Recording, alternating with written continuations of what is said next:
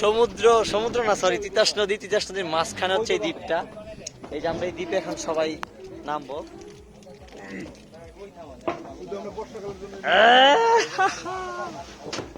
পুরো man versus ওয়াইল্ডের মতো একটা ভাইবস। তো আমরা চলে আসছি এই কাঙ্ক্ষিত দ্বীপে। ইয়েস আমাদের মাঝে এটা আছে আমাদের প্রাইভেট প্রিয় আপকামিং প্রাইভেট দ্বীপ।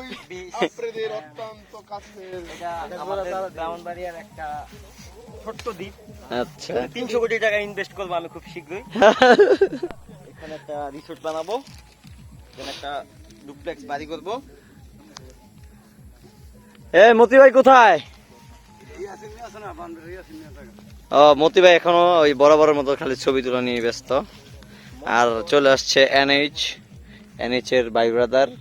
এখানে এসে আমরা সবাই ছবি তোলা, খাওয়া দাওয়া, মুড়ি চানাচুর সবকিছু নিয়ে ব্যস্ত হয়ে গেছিলাম।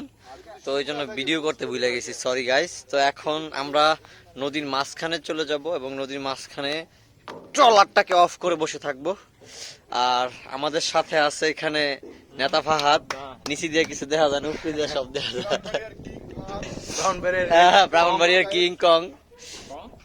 তো সবাই সাথে থাকুন। জাস্ট এটা একটা শর্ট ব্লগ। আমাদের পার্সোনাল একটা আইল্যান্ড আছে, এখানে নিয়ে আসলাম সবাইকে। তো আমাদের এই দ্বীপটা সবার কেমন লাগলো সবাই জানাবেন, নদীর মাঝখানে।